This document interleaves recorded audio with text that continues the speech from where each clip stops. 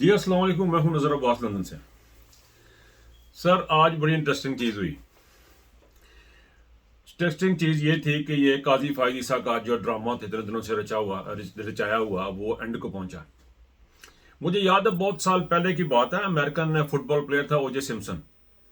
उसका जो ट्रायल था वो लाइव से टेलीकास्ट होता था और उसके जो वकील थे और जो डिफेंस वकील थे तो वो आया करते थे टीवी पे। ये काफ़ी पुरानी बात है, आज से कोई 20 साल पुरानी बात। ओजे सिम्पसन बहुत मशहूर फुटबॉल का प्लेयर था। फिर उसको वो क्विट हो गया, फिर उसको वो गए। उसकी मैं छोटी सी आपको बता देता हूँ कि वो फिर जब वो लॉ सूट किया गया तो उसमें वो हार गया। लेकिन उसके वकील बड़े तगड़े थे, महंगे थे, वो क्विट करवा लिया उन्होंने उसको ना। मर्डर केस, अपनी वाइफ को मर्डर किया था ओजे सिम्पसन ने।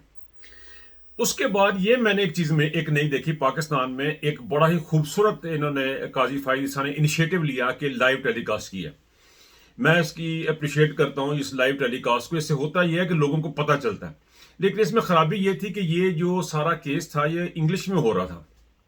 इनको चाहिए था कि अपनी जुबान यूज करते और कोशिश करें कि दफातर में भी अपनी जुबान जो है ना वो इस्तेमाल की जाए तो वो ज्यादा बेहतर है। बल उर्दू का ये था कि गांव देहात में भी ना लोगों को समझ आ जाती है। और पाकिस्तान की आवाम को पिछले 22-27 साल से जो खान साहब ने ट्रेन किया है, अब आप किसी रेडी वाले से पूछ रहे हैं वो आपको बता देगा आइन क्या है, कानून क्या है और आज़ादी क्या है और खुद मुख्तारी क्या है। वो चीज़ें सारी आपको एक्सप्लेन कर देगा जो एक अनपढ़ बंदा होगा, और मेरे जैसा भी आपको एक्सप्लेन कर देगा जो बहुत ज़्यादा लिखा पढ़े नहीं होते लोग। तो इमरान खान ने बहुत एजुकेट किया हुआ हम लोगों को। तो उसमें थोड़ा सा फायदा ये होना था कि ये जो लाइव थी ना उसमें उनको लोगों को मजीद समझ आनी थी कि कानून क्या है और कानून को बनाया क्यों जा रहा है।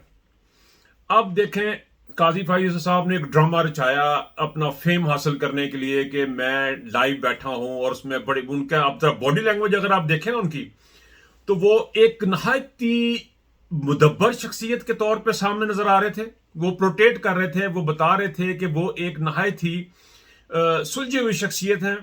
वो बातों में सवालों में स्टार्ट जब उन्होंने इस केस का लिया उसमें वो प्रटेंड कर रहे थे कि वो कानून और आइन की अमलदारी के ऊपर पूरा यकीन रखते हैं और पाकिस्तान को उन्होंने तमाम क्राइसिस से निकाल देना है। वो एक अंदाता के रूप में आए और उन्होंने सारी चीजें लाइव करके ना सबको आवाम के सामने रख दी। आज उसका ड्रॉप सीन हो गया। लोगों को आहिस्ता आहिस्ता पता लग रहा था जा किधर रहे। अब जिस तरह केस आगे चलता गया उनको लगा काजी फायद ईसा को कि ये चीजें मेरे हाथ से निकल जाएंगी। नवाज शरीफ खुल खुला के कह चुका है, मुस्लिम लीग खुल खुला के कह दी। कितनी बदकिस्मती है एक चीफ जस्टिस के लिए कि कोई भी एक पार्टी हो, चाहे वो इमरान खान हो, चाहे वो मुस्लिम लीग नहीं हो, कोई भी एक फर्द, कोई भी एक मुखालिफ पार्टी ये कहे कि जज हमारा है, ये उसके लिए डूब मरने का मुकाम है, जज के लिए बेसिकली। तो जज को खुल खिला के उन्होंने कहा जी काजी फायद ईसा आ जाएंगे और वो ये काम करेंगे। और उन्होंने तमाम जजों को जो इर्द गिर्द बैठे थे उनको टोटली इग्नोर कर दिया। उनको समझा ये कीड़े मकोड़े हैं, इन्होंने काजी साहब ने जो कहना है वो हो जाना है और उसके मुताबिक सारा काम चलना है। नवाज शरीफ ने आना है, उसको क्विट होना, अपील करनी है, बार गल मुकी, खस कम जहां पाक। लेकिन हुआ नहीं ऐसे, हुआ कुछ और। हुआ ये कि वहां पे समझदार लोग भी बैठे हुए थे। हुआ ये कि उन जजों के पैनल में कुछ समझदार लोग भी बैठे हुए थे। कुछ ऐसे लोग बैठे हुए थे जो कि पाकिस्तान के कानून को समझते हैं, आइन को समझते हैं। वो समझते हैं कि कानून की अमलदारी क्या होती है, कानून पे अमल करना क्या चीज, क्या माने रखाता है। उन्होंने जो फैसला दिया वो सारे का सारा उनके क्या कहते हैं उम्मीदों पे पानी फिर गया। काजी साहब भी उसको कंट्रोल नहीं कर पाए। काजी साहब बार बार ये हो रहा था, शो हो रहा था, कभी वकीलों के साथ उनकी आर्गुमेंट हो रहे हैं, कभी किसी के साथ आर्गुमेंट हो रहे हैं। अब ये हुआ ये कि जो इट वॉज वेरी अनएक्सपेक्टेड। इसे कहते हैं जी एक आपकी मर्जी, एक अल्लाह की मर्जी। यहां पे ये चीज फिट आती है, एक इंसान की मर्जी और एक अल्लाह की मर्जी। अब काजी फायद ईसा जो हैं, अब ये तो रोला मुक गया, इतना लंबा चौड़ा रोला मुक गया। अब काजी फायद ईसा को जो जलालत अपने मुंह पे लगा ली उन्होंने, जो बदनामी उन्होंने अपने सर पे लगा लिया है, एक पाकिस्तान की बदबूदार सियासी लाश नवाज शरीफ को सपोर्ट करके, पाकिस्तान की सियासत की बदबूदार तरीन लाश जिसका अब कोई मुस्तकबिल नहीं है। बड़े अरसे से मैं कह रहा हूं ये बदबूदार लाश है नवाज शरीफ पाकिस्तान के पॉलिटिकल सिस्टम में, जो कि बदबू पैदा कर रही है। और जो भी इसको हाथ लगाता है वो बिल्कुल गंदा हो जाता है, उसके ऊपर इतनी गंदगी चिमट जाती है। और ये है बड़ी चिपकू किस्म की ये लाश, ये इस किस्म की ये डेड बॉडी है नवाज शरीफ, सियासी डेड बॉडी, सॉरी। اس قسم کی چیز ہے کہ اس کو جو بھی ہاتھ لگاتا اس کے ہاتھوں پہ جو لوک نہیں جم جاتی اس طرح جم جاتی، وہ مٹی کے تیل سے دھونے پڑتے ہیں پھر بعد میں ہاتھ آپ کو. یہی کام اسٹیبلشمنٹ نے کیا. انہوں نے اس بدبودار اور غلیظ قسم کی لاش کو ہاتھ ڈالا اور یہ ان کے ہاتھ گندے ہو گئے. یہی کام عدالتوں نے کیا، ان کے عدالتیں کے ہاتھ گندے ہو گئے. اب آپ کو ان ہاتھ صاف کرنے ہیں، آپ کو چاہیے مٹی کا تیل. یہ جو کالک لگ گئی ہے نا ہاتھوں پہ اسٹیبلشمنٹ کے اور عدالتوں کے ہاتھوں پہ جو لگ گئی ہے، مافیاز کو سپورٹ کر کے، نواز شریف جیسے سیاسی لوگوں کو سپورٹ کر کے، ان کو اپوزیشن کو سپورٹ کر کے جو آپ کے اوپر جو داغ لگے ہیں نا، اس کا حل صرف ایک ہے. آپ کو ایک مٹی کا تیل چاہیے اور وہ صرف عمران خان ہے اور کوئی نہیں ہے. اب یقین کریں کوئی نہیں ہے. آپ آج پہ بندی اٹھا دیں اس کے اوپر، پی ٹی آئی کے اوپر سے آپ آج اس کا نام لینا شروع کر دیں. آج آپ صرف کہہ دیں کہ جی پاکستان میں کل کوئی بندہ گرفتار نہیں ہوگا پی ٹی آئی کا. آپ دیکھیں کہ پرسوں، کل آپ اعلان کریں، پرسوں آپ نتیجہ دیکھ لیں، بلکہ شام کو ہی دیکھ لیں. سویرے اعلان کرو تو شام کو دیکھ لو کہ کی پوزیشن بنی تھوڑی. سو آپ اس بات کو ریئلائز کریں. میرا دماغ اس طرح سوچنے سے معذور ہے کہ ایک بدبودار سیاسی لاش نواز شریف، شہباز شریف کے اوپر انہوں نے کیسے ہاتھ رکھ دیا. آپ نے ایک ہارے ہوئے گھوڑے کے اوپر کیسے داؤ پہ لگا دیا. آپ نے کیسے ایک شخص کو اندر کر دیا جو کہ پاکستان کا بہت بڑا فیم تھا، جو پاکستان کی بقا کی ضامن تھا، جس نے آپ کو ہاسپٹل دیے، جس نے آپ کو ورلڈ کپ دیا، جس نے آپ کو یونیورسٹیز دی، جس نے تعلیم کی بات کی، جس نے علم کی بات کی، جس نے رول آف لا کی بات کی، جس نے پاکستان کی عزت کی بات کی، پاکستان کے عوام کو عزت دی. آپ نے کیسے اس کو چھوڑ کر اس گندگی میں ہاتھ ڈالا. یہ چیز ثابت کرتی تھی کہ آپ خود غلیظ تھے. اب جو امپیکٹ بن گیا لوگوں کے اوپر، جو تاثر بن گیا، وہ یہ ہے کہ ہمارے جو جرنیل ہیں وہ گندے ہیں، ہمارے جو جرنیل ہیں وہ کرپٹ ہیں، ہمارے جو جرنیل ہیں وہ جو ہیں وہ غلام ہیں. ہمارے جو یہ کانسیپٹ کلیئر آپ نے پیدا کر دی. آپ نے یہ کانسیپٹ پیدا کر دیا کہ آپ ملازم ہیں.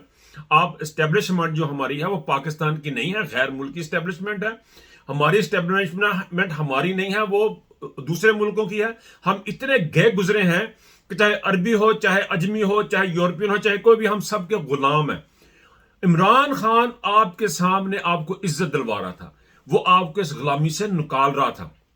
اسٹیبلشمنٹ اس بات کو سمجھے، جب آپ ایک دفعہ غلامی سے نکل آئیں گے آپ کو امریکہ سے لڑنے کی ضرورت نہیں پڑے گی، آپ کو سعودیہ اور کویتیوں اور عربیوں سے لڑنے کی ضرورت نہیں پڑے گی. آپ کو صرف اتنا کہنا ہوتا ہے کہ بھائی جان ہماری عوام نہیں مانتی.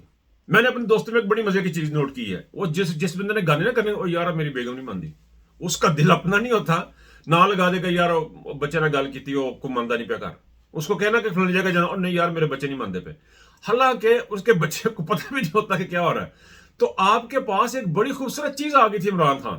آپ کے پاس آپ کے عوام ہیں، آپ کی قوم ہے جو آپ کے ساتھ ہر وقت کھڑی ہوتی ہے. اس قوم نے آپ جا کے امریکہ کو کہ جی ہماری عوام نہیں مانتی، عوام تو ڈیموکریٹک کنٹری ہے. اگر فوجی کسی جرنیل کو کہتا کہ اس کو نکالیں، آپ کہیں کہ بھائی جان وہ ہم اس کو نہیں نکال سکتے، اس کا عوام نے نکالنا ہے.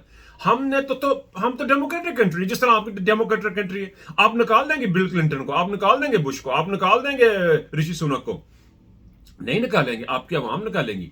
آپ کے پاس اپنے پاؤں پہ کھڑا ہونے کا ایک بہترین موقع آپ نے گوا دیا، اور آپ نے ایک پاکستان کی غلاظت سے بھری بھرپور شخصیت کے ساتھ آپ نے جا کے ہاتھ ملایا.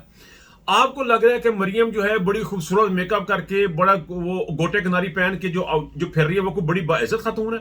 کوئی اس کو عزت کی نظر سے نہیں دیکھ رہا.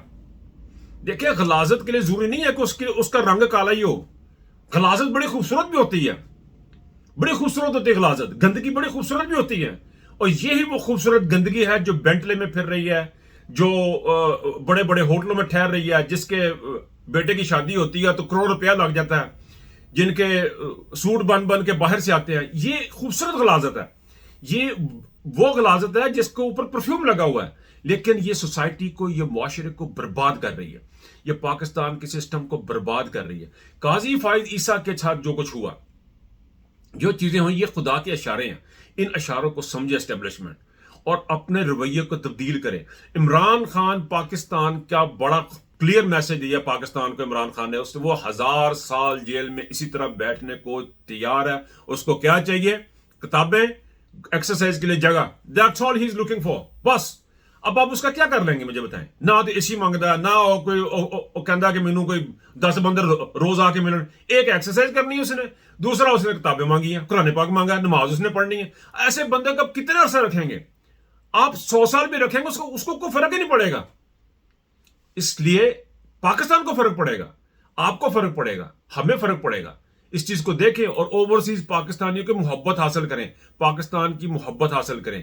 اس وقت آخر میں قاضی فائز عیسیٰ جو کچھ انہوں نے ڈرامہ کیا، جو کچھ کیا، اس کے بعد اب ان کے پاس جو ہے راستہ جو بچا ہے وہ یہ ہے کہ پاکستان میں صاف شفاف الیکشن کروائیں اور قانون کی عملداری کریں. قاضی فائز عیسیٰ کی عزت صرف اسی میں ہے. اسٹیبلشمنٹ کے نقشے قدم پہ مت چلیں. اپنا خیال رکھیے گا. اللہ حافظ.